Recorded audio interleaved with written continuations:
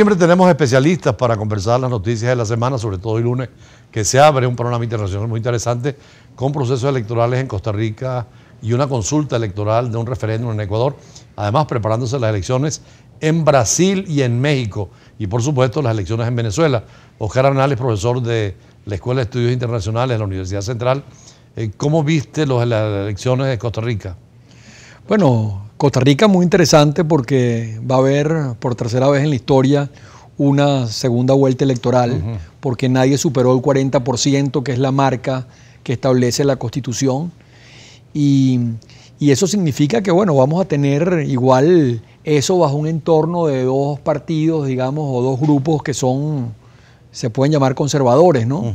O sea, el partido tradicional socialdemócrata y igualmente los dos son además Alvarados de apellido, ¿no? Pastor evangélico que obtuvo el primer lugar, pero con una diferencia muy pequeña, ¿no? Los evangélicos en América Latina están haciendo política ahora y han constituido partidos para aspirar al poder, ¿no? Sí, es interesante la movilización, además el trabajo de base que hacen los evangélicos en toda América Latina, que evidentemente les da muchos adherentes, ¿no? Antes era la democracia cristiana, pero más en la corriente de los jesuitas y de los grupos católicos que animaban a los jóvenes a entrar en política, y fue el movimiento latinoamericano con Frei en Chile, con Caldera en Venezuela, con Cerezo en Guatemala, etcétera, ¿no? Sí, que tuvieron muchísimo arraigo y que crearon los partidos y fundaron los partidos demócratas cristianos, que siempre fueron una referencia, digamos, de centro, en el centro del espectro político, abogando por la justicia social, por la economía social de mercado, por el bien común nacional y universal e internacional, y evidentemente todos estos principios trajeron gobiernos pues, que aportaron mucho a la región en todas partes, y un ejemplo es Chile, otro, como tú decías, los Frei, otro ejemplo es Venezuela. Costa Rica, por ejemplo, ha sido gobernado en múltiples oportunidades por fuerzas demócratas cristianas que han hecho un extraordinario papel en ese país, y ese país hoy es ejemplo en el mundo, porque es un país donde impera la civilidad, un país donde no hay ejército, un país donde a nadie se le ocurre pensar en un golpe de Estado ni en desestabilizaciones, sino todo lo contrario. O sea, es un país donde hay una democracia profunda, permanente, donde no existe el poder militar porque está eliminada la milicia, cosa que recursos que se usan entonces para el bienestar del país y de las mayorías del país. Dicen que es una de las democracias más sólidas de América Latina, sin en duda. ese pequeño país, sin militares, sin ejército, ¿no?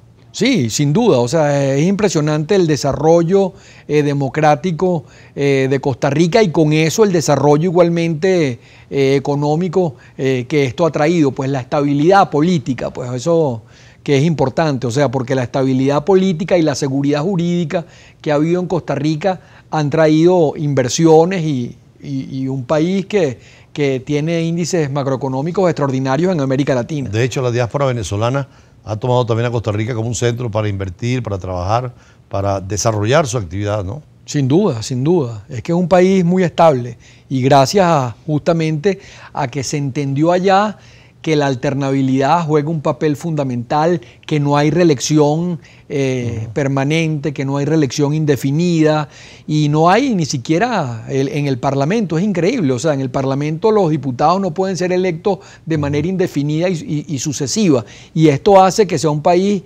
precisamente muy tranquilo, muy democrático, muy estable, donde evidentemente hay muchas condiciones por esa seguridad jurídica de la que te hablaba, para hacer inversiones y para que esas inversiones se transformen en frutos, pues. Sí, las grandes democracias dejan de lado ese deseo de quedarse en la presidencia permanentemente algún jefe de Estado. Sí. Precisamente en Ecuador, una de las cláusulas más importantes que se votaron era la tesis del presidente Correa de que aprobaran la reelección para él volver como presidente, y la tesis del presidente, que es actualmente en funciones, Molina, que no quería precisamente la reelección, y ganó esa tesis del presidente que rompe con Correa. Se dice que se cierra el ciclo de Correa. Sí, ya el libertador Simón Bolívar lo decía: nada es más peligroso que dejar permanecer mucho tiempo a un mismo ciudadano en el poder ¿Por qué? Porque él se acostumbra a mandar y el pueblo se acostumbra a obedecer, de donde surge la usurpación y la tiranía. Esto lo dijo Bolívar en su momento estelar en el Congreso de Angostura y presentó un proyecto de constitución ahí muy alternativo. Claro. Entonces, claro, en Venezuela cada vez que hemos tenido regímenes autocráticos, que quieren ser hegemónicos, que quieren permanecer indefinidamente en el poder, como el caso de Gómez, por ejemplo, o otros en la historia lamentables, han eliminado el tema de la no reelección y han permitido que haya reelección continua e indefinida. Y esto evidentemente nos retrotrae a las épocas más oscuras de la historia nacional, ¿no?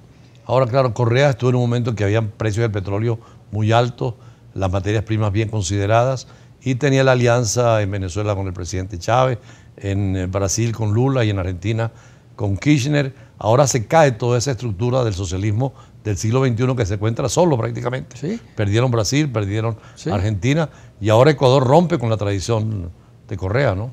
Sí, sin embargo, Correa, a pesar de que hereda el dólar como moneda y uno hubiera pensado que una persona pues socialista, como se proclamaba, iba a acabar con esa moneda imperial. Sin embargo, hizo todo lo contrario. Dejó el dólar para que los trabajadores pudieran seguir ganando en dólares y para que el país tuviera una de las inflaciones más bajas de la América Latina también. No, la economía andaba bien, pero la política estaba cuestionada. Sí, y estaba cuestionada por esa pretensión reeleccionista. Vamos a seguir más adelante también con el tema de España, que es muy importante lo que está pasando en Cataluña.